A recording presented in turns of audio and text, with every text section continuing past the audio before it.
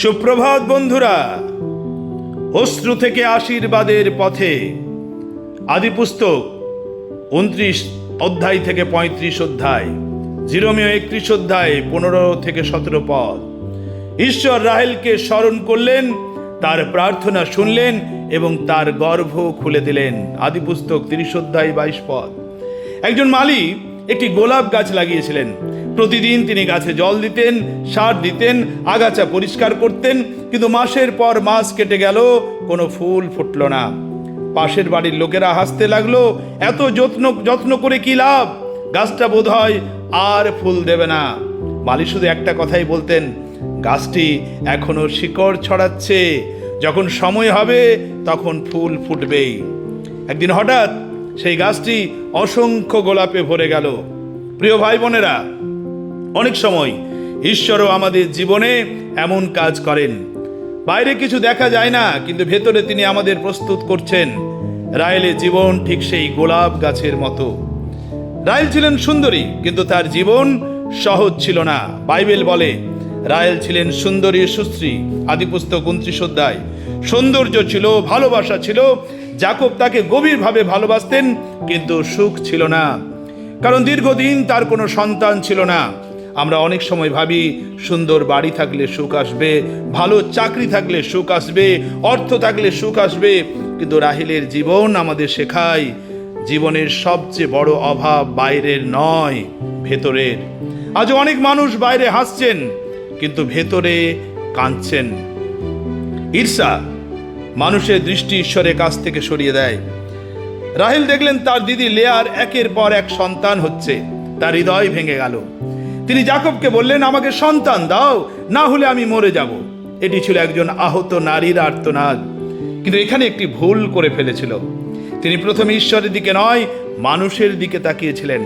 আমরাও তাই করি। অন্যের বাড়ি দেখি, অন্যের গাড়ি দেখি, অন্যের সন্তান দেখি, অন্যের সাফল্য দেখি, আর নিজের আশীর্বাদ ভুলে যায়। ঈর্ষা কখনো আনন্দ দেয় না, ঈর্ষা শুধু হৃদয়ের শান্তি কেড়ে নেয়। ঈশ্বর নীরব ছিলেন, কিন্তু অনুপস্থিত ছিলেন না। বাইবেলের সবচেয়ে আশা ব্যঞ্জক বাক্যগুলোর একটি হলো, ঈশ্বর রাহেলকে স্মরণ করলেন। এখানে স্মরণ করলেন মানে এই নয় যে ঈশ্বর তাকে ভুলে গিয়েছিলেন, বরং এর অর্থ ঈশ্বর তার প্রতিশ্রুতি পূরণের সময় নিয়ে এলেন। আপনি হয়তো বহুদিন ধরে কোনো বিষয় নিয়ে প্রার্থনা করছেন, পরিবারের জন্য, সন্তানের জন্য, অসুস্থতার জন্য, চাকরির জন্য, মণ্ডলীর জন্য। হয়তো মনে হচ্ছে ঈশ্বর নীরব, কিন্তু মনে রাখবেন, ঈশ্বর যখন নীরব থাকেন তখনও তিনি কাজ করে চলেন। যোসেফের জন্ম, ঈশ্বরের উত্তর শুধু ব্যক্তিগত ছিল না। ঈশ্বর রাহেলকে শুধু একটি সন্তান দেননি, তিনি দিয়েছিলেন যোসেফকে। যোসেফ পরবর্তীকালে শুধু নিজের পরিবারকেই নয়, একটি জাতিকেও দুর্ভিক্ষ থেকে রক্ষা করেছিলেন।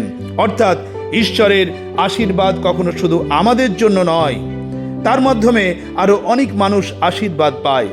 আজ আপনি যে আশীর্বাদের জন্য প্রার্থনা করছেন, হয়তো ঈশ্বর সেটিকে আরো বড় পরিকল্পনার অংশ হিসাবে প্রস্তুত করছেন। জীবনের শেষ অধ্যায়েও ঈশ্বরের হাতে বিন্যামিনের জন্মের সময় রাহেল মৃত্যুবরণ করেন। মানুষের চোখে এটি একটি দুঃখজনক সমাপ্তি, কিন্তু ঈশ্বরের চোখে নয়। রাহেলের পুত্রদের মাধ্যমে ঈশ্বর তার ইতিহাস রচনা করলেন। যোসেফ মিশরের প্রধানমন্ত্রী হলেন, বিন্যামিনের বংশ থেকে পরে রাজা ও নেতারা এলেন, এমনকি প্রেরিত পৌলও বিন্যামিন গোত্রের ছিলেন। ফিলিপিও 3 অধ্যায় 5 পদ। যা আমরা শেষ বলে মনে করি, ঈশ্বর সেটিকেই নতুন শুরুর দরজা বানান। রাহেলের কান্না একদিন আশার প্রতীকে পরিণত হয়। জিরোমীয় 31 অধ্যায়। রাহেল তার সন্তানদের জন্য কাঁদছেন, কিন্তু ঈশ্বর তার সঙ্গে সঙ্গে উত্তর দেন, তোমার কান্না থামাও, তোমার ভবিষ্যতের আশা আছে। কি অসাধারণ প্রতিশ্রুতি! ঈশ্বর কখনো শুধু কান্নার কথা বলেন না, তিনি সবসময় আশার কথাও বলেন। খ্রিস্ট ধর্মের সবচেয়ে বড় বার্তাও তাই। ক্রুশের পরেও পুনরুত্থান আছে। আজকের জীবনের জন্য 5টি শিক্ষা। ঈশ্বর সময়ের জন্য অপেক্ষা করতে শিখুন। অপেক্ষা কখনো বৃথা যায় না। অন্যের আশীর্বাদ দেখে ঈর্ষা করবেন না। ঈশ্বর প্রত্যেকের জন্য আলাদা পরিকল্পনা রেখেছেন। আপনার কান্না ঈশ্বর দেখেন। মানুষ ভুলে যেতে পারে, ঈশ্বর ভুলে যান না। প্রার্থনা চালিয়ে যান। যে দরজা আজ বন্ধ, ঈশ্বর কাল সেটি খুলে দিতে পারেন।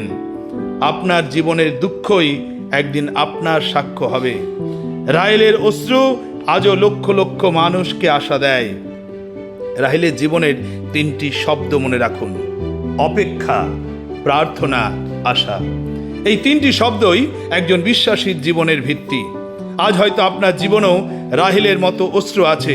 হয়তো কেউ আপনার কষ্ট বোঝে না, কিন্তু যে ঈশ্বর রাহেলকে স্মরণ করেছিলেন, তিনি আজ আপনাকেও স্মরণ করছেন।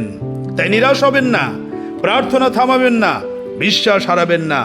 কারণ ঈশ্বরের বিলম্ব কখনো তার অস্বীকার নয়, বরং তার নিখুঁত সময়ের প্রস্তুতি। প্রার্থনা করুন।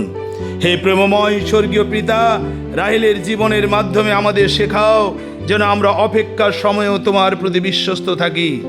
ঈর্ষা থেকে আমাদের মুক্ত করো, হতাশার মধ্যে আশা দাও এবং আমাদের তোমার চোখের প্রতিশ্রুতি দিকে স্থির রাখো। আমাদের অশ্রুকে আশীর্বাদে এবং আমাদের অপেক্ষাকে সাক্ষ্যে পরিণত করো। প্রভু যীশু খ্রিস্টের নামে প্রার্থনা চাই, আমিন। ভালো থাকুন, সুস্থ থাকুন, আবার দেখা হবে।